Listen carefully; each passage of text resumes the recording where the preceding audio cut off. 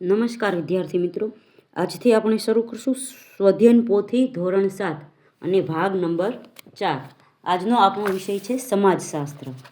પાઠ નંબર છે 12, વાતાવરણની સજીવો પર અસર. અને સૌથી પહેલો પ્રશ્ન છે MCQનો.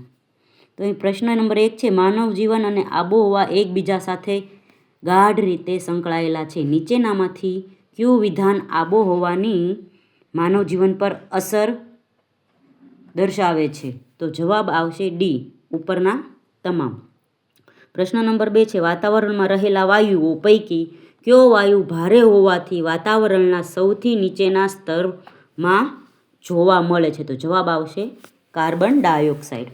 3 નંબરનો છે, ગુજરાતમાં ઉનાળામાં અસહ્ય ગરમી પડે છે, જેના માટે કઈ દિશાએથી વાતા પવનો જવાબદાર છે?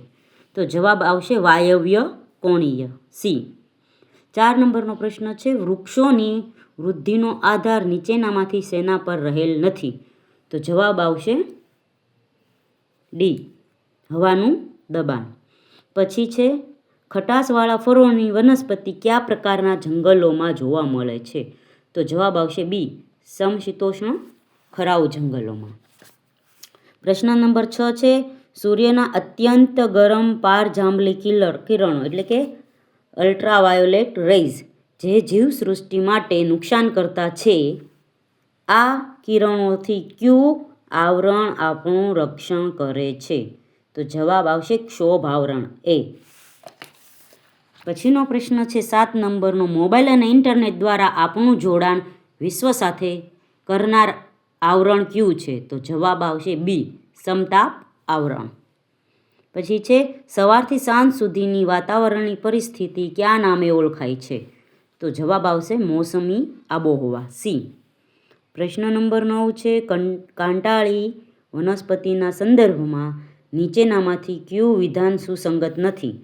તો જવાબ આવશે ડી, આ વિસ્તારની આબોહવા ખુશનુમા હોય છે. 10 નંબરનો પ્રશ્ન છે, અંદમાન નિકોબાર દ્વીપ સમૂહમાં કયા પ્રકારના જંગલો જોવા મળે છે? તો જવાબ આવશે એ, ઉષ્ણકટિબંધીય બારેમાસ લીલા જંગલો. પ્રશ્ન નંબર 2 છે, ખાલી જગ્યા પૂરો. તો પહેલી છે, વાતાવરણમાં નાઇટ્રોજન 130 કિલોમીટર સુધી જોવા મળે છે.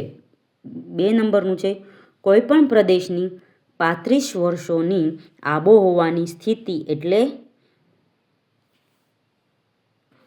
2 નંબરનું છે, કોઈપણ પ્રદેશની 35 વર્ષોની હવામાનની સ્થિતિ એટલે આબોહવા.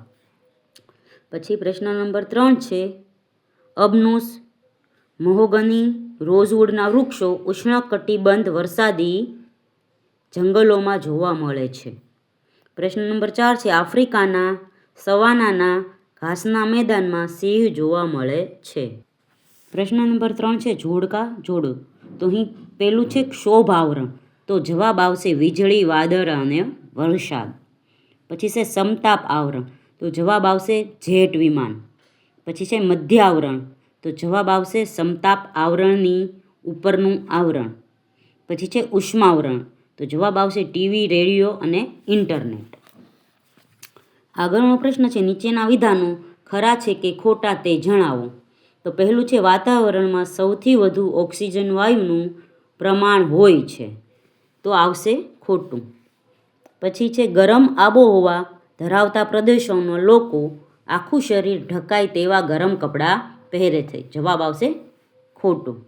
તો 3 નંબર છે, શંકુદ્રુમના વૃક્ષો લાકડું કઠણ અને મજબૂત હોય છે, તો જવાબ આવશે ખોટું.